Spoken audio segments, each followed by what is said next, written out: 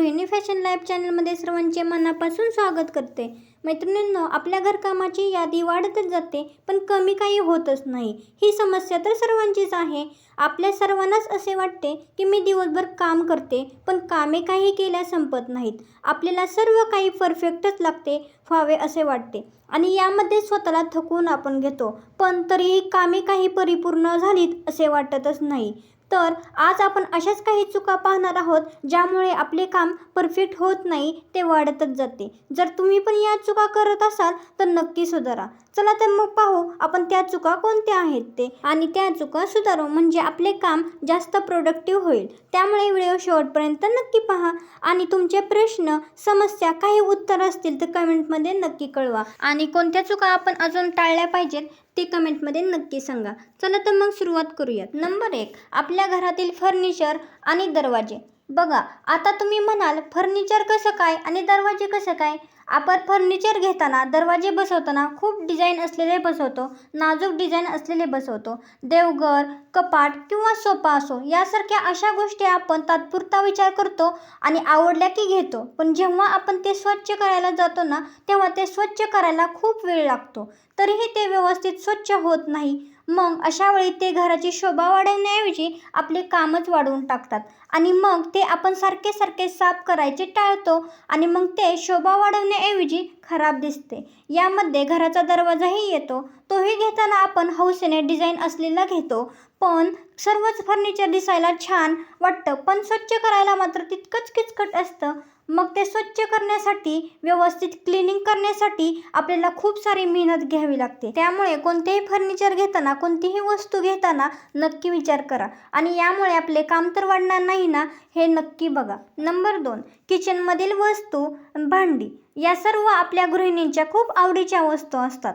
आपण जेव्हा शॉपिंग करायला जातो किंवा ऑनलाईन वस्तू पाहतो तेव्हा आपल्यालाही ते आपल्याकडे हवे असे वाटते, पण ते घेतल्यानंतर कळते की अरे, याला तर जपणे, स्वच्छ करणे किती किचकट आहे। या वस्तूची गरज सुद्धा नव्हती तरी सुद्धा आपण ती घेतलेली आहे। त्यामुळे गरज नसतानाही घेतलेली वस्तू तशीच धूळ खात राहते आणि मग ती पुन्हा आपल्याला साफ करावी लागते। उदाहरणार्थ, लोखंडाचे तवे, कढई वगैरे आपण घेतो पण ते वापरायला खूप किचकट आहे, त्याच्यामुळे आपण त्याचा जास्त वापर करत नाही आणि मग ते तसेच पडते। बघा, लोखंडी तवे, कढई जरी आपण वापरत नसली ना तर ती खराब होते आणि मग ती साफ करत आपल्याला बसावं लागतं, नाहीतर जास्तच खराब होते। शिवाय त्याची काळजीही घ्यावी लागते।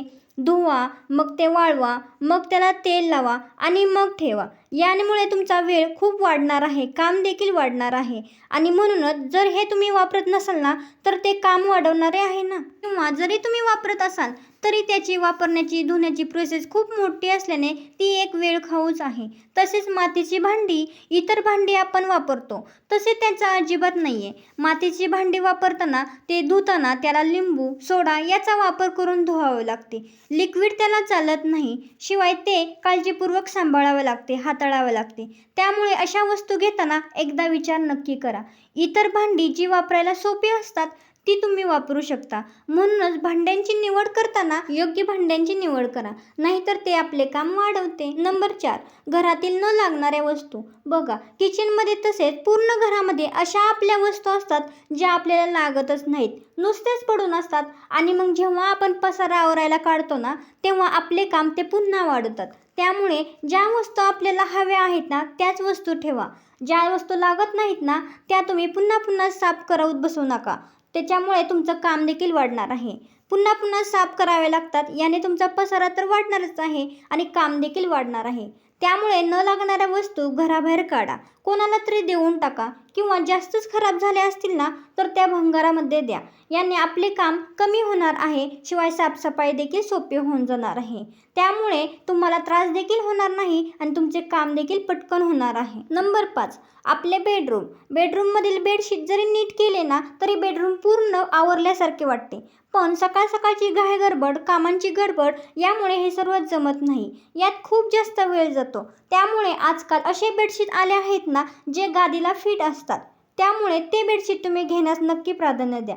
ते बेडशीट साफ करताना जास्त हलत नाही आणि जास्त विस्कटत देखील नाही आणि ते पटकन साफ होते. यामुळे सकाळी घाईघाई असताना हे बेडशीट आपले 2 मिनिटात साफ करून होते आणि 1-2 हात फिरवला की बेडशीट आवरल्यासारखे होते. आणि ब्लँकेट घरी घालून ठेवा म्हणजेच बेडरूम पूर्णपणे तुमचे पटकन आवरून तयार होईल. तसेच आपल्या घरात लहान मुले असतील ना तर बेडशीट आपल्याला सतत आवरावे लागते. यामुळे असे बेडशीट नक्की घ्या ज्यामुळे तुमचं काम वाढणार नाही.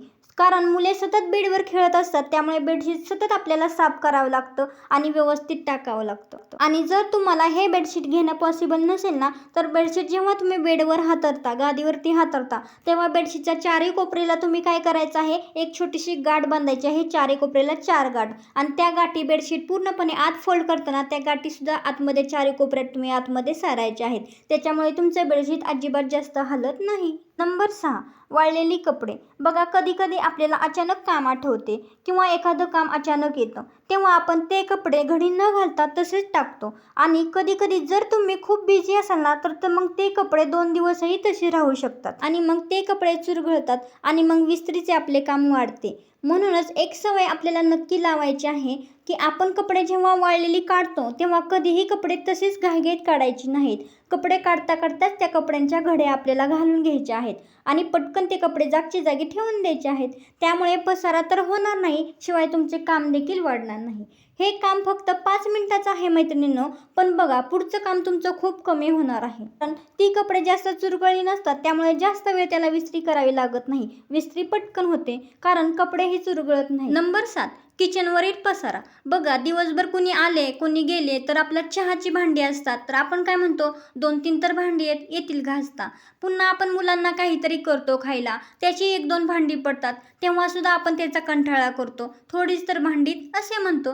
पण असे करत करत त्या भांड्यांचा खूप मोठा असा ढिगाराच असतो आणि त्याच्यामुळे तुमचं काम पुढचं खूप वाढतं. कारण ती भांड्यांचा पसारा पाहूनच आपल्याला खूप कंटाळा येतो, आळस येतो. त्यामुळे आपली जशी भांडी पडतात तशी आपण ती धुत जायची आहेत. त्याच्यामुळे आपली भांडी पण पटकन धुवून होतात आणि शिवाय कामाचा पसारा देखील वाढत नाही. तर बघा मैत्रिणींनो, या जर तुम्ही चुका करत असाल ना तर त्या चुका टाळल्या पाहिजेत. कारण या चुका टाळल्या तर तुमचं काम पुढचं कमी होणार आहे, वाढणार नाही. तर मैत्रिणींनो, कसा वाटला आजचा व्हिडिओ आणि आजची माहिती? आवडल्यास लाईक नक्की करा आणि हा व्हिडिओ इतर मैत्रिणींपर्यंत शेअर करायला अजिबात विसरू नका. आणि आपल्या गृहिणी फॅशन लाईफ चॅनेलला सबस्क्राईब केलं नसेल तर अजूनही सबस्क्राईब केलं नसेल तर आपल्या गृहिणी फॅशन लाईफ चॅनेलला सबस्क्राईब नक्की करा आणि समोरील बेल आयकॉन बटन दाबायला अजिबात विसरू नका, जेणेकरून आपले असेच उपयुक्त असे माहितीपूर्ण व्हिडिओ आपण गृहिणींसाठी, महिलांसाठी बनवत असतो ते तुमच्यापर्यंत पोहोचावेत यासाठी सबस्क्राईब करून पुढील बेल आयकॉन बटन दाबायला विसरू नका.